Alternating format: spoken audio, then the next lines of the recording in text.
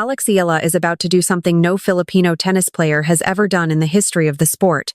She is set to become the highest-seeded Filipina at a Grand Slam tournament, and the number attached to her name at the US Open will be higher than anyone from her country has ever carried into New York. Stop and think about that for a second. A nation of over 100 million people, decades of hoping for a player who could compete on the biggest stages in tennis. And now it is happening in real time, in the middle of a single hard court season, in front of everyone. But here is what almost nobody is talking about. 4 years ago, this same player was training on clay courts in a small Spanish town, thousands of miles from home, and almost no one outside of a tiny circle of coaches and scouts knew her name. So how does a teenager go from complete anonymity in Manacor, Spain, to becoming the most important seed in Filipino tennis history in less than 5 years? How do you go from losing matches nobody noticed to carrying an entire country on your shoulders every single time you step on court? That gap right there, between where she started and where she stands today, is not just a nice story.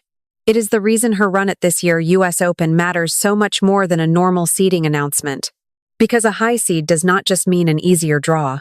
It means the tennis world is now forced to take her seriously, in a way it never did before. It means every match she plays in New York carries weight that simply did not exist a few years ago.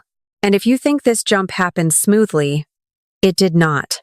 There were stretches where this same player fell completely out of the rankings that mattered, where people close to the sport quietly wondered if she would ever break through at all. So before we get into what this seed actually means for her chances at the US Open, we need to go back to the beginning. Back to a kid nobody was watching yet, and the exact moment everything started to shift. To understand this moment, you have to go back to a kid who left home at an age when most of us were still worrying about school. Alex Eala was sent to train at the Rafa Nadal Academy in Manacor, Spain, thousands of miles from a country that had never really produced a tennis star like this before. Think about what that actually means. She was still a young teenager, living away from her parents, away from her friends, away from everything familiar, in a country where she did not even speak the language fluently at first. Every single day was drills, matches, losses, and the kind of isolation that most kids her age never have to face. And she did not go there with guarantees. The Philippines had never had a player break into the elite levels of world tennis. There was no blueprint, no senior star to call for advice, no system built around producing a champion. She was, in a very real sense, building the plane while flying it. But the early signs were undeniable. In 2020, she won the Australian Open girls doubles title. In 2021, she added the French Open girls doubles crown. And then in 2022, at just 17 years old, she did something no Filipino had ever done. She won the US Open girls singles title, becoming the first player from her country to claim a junior Grand Slam singles championship. For a moment, it looked like the path forward was clear. A junior Grand Slam champion, a rising prospect, a name starting to circulate in tennis circles. But junior success and senior success are two completely different worlds, and Ella was about to learn that the hard way. Moving up to the WTA Tour meant facing grown women with years of professional experience, physical strength she did not yet have, and a level of consistency that junior tennis simply does not prepare you for. Her ranking became unstable. She won 1 week and lost badly the next. The gap between potential and results started to widen instead of closing. This is the part of the story that matters most, because it is the part that makes everything that came after so much more meaningful. She was not just some prodigy who cruised straight to the top. She had to fight through years of uncertainty, years where the easy narrative would have been to say she peaked too early, that the junior success was the ceiling and not the floor. And here is where her story becomes something bigger than tennis. Every time she stepped on court, she was not just playing for herself. She was playing for a country that had waited generations for a player like her. Every loss was dissected online. Every win was celebrated like a national holiday. That is a weight most 20-year-olds never have to carry. And she carried it while still trying to figure out how to beat players ranked inside the top 50. If you are watching this and you have ever felt like the pressure to succeed was bigger than what your shoulders could actually hold, this is worth sticking around for. Because what happened next in Eala's career is exactly the kind of story that reminds you why we watch sports in the first place. So if this journey is resonating with you already, hit subscribe now, because the next part of this story is where things get a lot harder before they get better. Because right around this time, Eala's career hit a point that even the most optimistic fans in the Philippines were not prepared for. But here is the part of the story nobody puts in the highlight reels. There was a stretch where Alex Eala fell outside the top 100 inches the world rankings, losing matches she was supposed to win, carrying the weight of an entire nation that had never had a player like her before. Picture it for a second. You are 20 years old. You left home as a teenager to chase a dream your entire country is watching. And instead of climbing, you are sliding backward. Not because you stopped working, not because you stopped believing, but because the gap between junior tennis and the WTA Tour is brutal, and nobody tells you how brutal it actually is until you are already inside it. Every match at this level matters. Win, and you inch forward. Lose, and the ranking points evaporate, and you have to start climbing all over again. For a stretch of time, Eala was losing more of these matches than she was winning. And in a sport where your ranking determines which tournaments you can even enter, that kind of slide can trap a player for years. Now add the part that made this so much harder than it should have been. The Philippines is a country of over 100 million people. It had never had a tennis player like Eala before. No senior Grand Slam winner. No consistent top 100 presence. Which meant every single one of her matches was treated like a referendum on whether this whole dream was even realistic. Lose a match to a player ranked 200 spots below her, and social media in the Philippines would light up with doubt. Was she really as good as everyone hoped? Was the junior success just a mirage? Was this the ceiling, and not the floor? Imagine carrying that conversation every single time you step on a tennis court, at an age when most people are still figuring out who they even are. And if you think that sounds difficult enough, wait until you hear what was happening behind the scenes. While her rivals from the same junior generation were already stabilizing inside the top 50, using their years of experience and financial backing to build steady team structures around them, Eala was often grinding through lower-level tournaments just to accumulate ranking points. Long bus rides, small stadiums, matches that barely got covered by international media. This was not glamorous tennis. This was survival tennis. There were whispers, quiet ones, from people inside the sport. Talented, yes. But does she have a real path forward? Does she have the physical tools to compete with players who have been on tour for years? Or is this simply a case of a junior star who peaked too early? Someone destined to be a name people remember fondly, but never see fulfill her full potential. Here is the part that makes this even harder to watch in hindsight. Nobody around her had a blueprint for what came next. There was no senior Filipino tennis star to call for advice on how to break through this exact wall. No previous example of someone from her country navigating this specific climb from outside the top 100 into true tour relevance. She was, in every sense, figuring this out in real time, with the entire country watching every step. And so the questions kept piling up. Could she find the physical durability to survive a full WTA season? Could she develop the tactical maturity to beat players who had been grinding on tour for a decade? Could she handle the psychological weight of representing an entire nation every time she lost a routine match she was supposed to win? By every reasonable measure available at the time, this looked like a talented player who might never fully break through. A junior champion whose senior career could quietly stall out in the 100 to 200 ranking range, respected but never truly elite. The kind of story tennis fans have seen before, more times than anyone wants to admit, and then something changed. Washington, D.C., early August 2026. This is the week everything changed. Eala walked into the Mubadala D.C. Open and did something no Filipino tennis player had ever done in the history of the sport. She did not just win a match. She did not just have a good week. She won the entire tournament. And she did it by beating 3 players who had every reason to beat her first. Round after round, she faced women with more experience, more titles, more physical strength built over years on tour. And round after round, she found a way to stay in it. She found a way to make the bigger name across the net feel the pressure instead of applying it to her.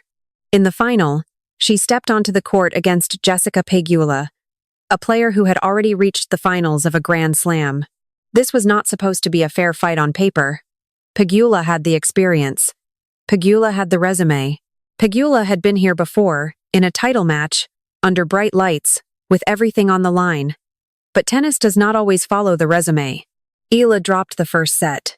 And for a moment, it looked like the story might end the way so many people quietly expected. A good run, a respectable finish, a near miss to remember fondly. Instead, she flipped the match completely. She took the second set, then dominated the third, closing it out and lifting a WTA Tour trophy for the very first time in her career. Not a junior title, not an exhibition win. An actual WTA Tour championship, the kind that changes a ranking overnight and changes a career forever. Think about what that single week actually contained. Jung Chinwen, a player who has competed on some of the biggest stages in tennis. Naomi Osaka, a multiple-time Grand Slam champion who has been one of the most recognizable names in the sport for years. And then Pegula in the final. 3 completely different styles, 3 completely different challenges, and Eala solved every single one of them in the same week. This is the detail that separates a lucky run from a real breakthrough. Beating one great player can be an upset. Beating 3 of them back-to-back, in the same draw, on the same surface, under the same pressure. That is something else entirely. That is proof. And here is what makes this turning point so different from every near miss that came before it. This was not a single flash of brilliance followed by a return to the same old struggles. This was a complete shift in how Eala was competing. The physical durability people questioned. The tactical maturity people wondered if she even had. The mental toughness required to close out a final against a Grand Slam finalist after dropping the first set. All of it showed up, all at once, in the biggest moment of her career so far. If you've been with this story since the darkest stretch we just talked about, this is the moment you have been waiting for. This is the payoff. And if this is hitting you the way it is hitting a lot of people watching right now, drop a comment and tell me which win in that Washington week you think mattered the most, because the answers so far have been surprisingly split. Because here is the twist most people still do not fully understand. Winning that title in Washington was not actually the biggest signal of what was coming. What Eala did in the weeks immediately after that title is the real reason we are sitting here today talking about a historic Grand Slam seed. From that point on, it was not a fluke. It was a pattern. 7 straight wins to open her North American hardcourt swing.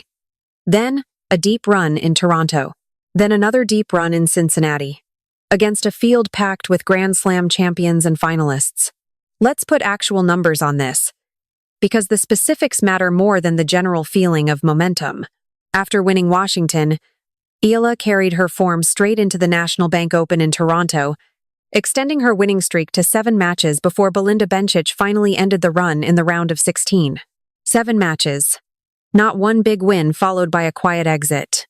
7 in a row against professional opposition, on a surface that was supposed to expose exactly the kind of inexperience people worried about a year earlier.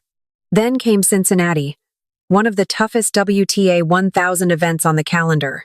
Eala arrived at a career-best seed of 17, in a draw that ran through 5 different Grand Slam champions before the final. She beat Sonia Kartal. She advanced past Elena Gabriela Ruse. And then she ran into Amanda Anisimova, the world number 10, in a match that could have gone either way, and eventually slipped away from her in 3 sets. Here is the number that puts this entire season in context. By the time she walked off that court in Cincinnati, Eala had recorded 9 wins over top 10 opponents in a single season. 9. Against a player who was ranked outside the top 100 not that long ago.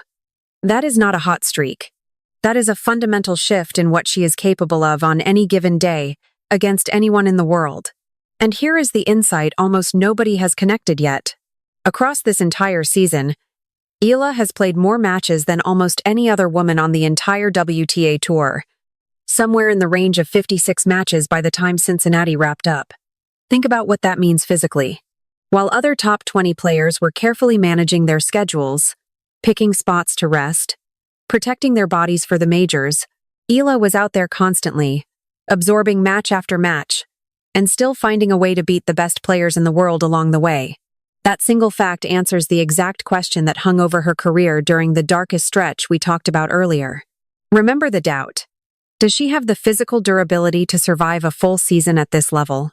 The answer, based on the actual data from this season, is not just yes. It is that she may have more durability under this kind of workload than almost anyone else currently on tour. And all of that, the title, the 7-match streak, the 9 wins over top 10 players, the heaviest schedule on tour, it all funnels directly into one single number. Her live ranking climbing to a career high of 18 in the world, which means when the official rankings update just before the US Open begins, Eala is on track to become the highest-seeded Filipino player in the history of the tournament, and quite possibly the highest-seeded player from her country at any Grand Slam ever. That seed is not a random administrative detail. It is the direct, measurable result of everything we just walked through. The years outside the top 100, the Washington breakthrough, the Toronto streak, the brutal Cincinnati draw. Every single piece connects directly to this one number that is about to make history. This is not just a story about one tennis player anymore. This is a country that never had a tennis star, watching one become impossible to ignore on the biggest stages in the sport. Remember where we started this video? A teenager training alone on clay courts in Spain, a country with zero tradition of producing elite tennis talent, and a question of whether any of it would ever amount to something real. Now, look at where she stands. A WTA Tour champion. 9 wins over top 10 players in a single season. The heaviest workload of almost anyone on tour, and a seed heading into the US Open that no Filipino player has ever carried before. That gap between the beginning of this video and where we are right now, that is the entire answer to the question we opened with. This is how you go from complete anonymity to national history in under 5 years. Not through one lucky week. Through years of grinding through a ranking collapse nobody talks about. Followed by a season where she simply refused to slow down. And this moment reaches far beyond her own career. Every match Eala plays, packed stadiums, flags waving from a country that never had a reason to travel across the world for tennis before, is expanding what this sport looks like on a global scale.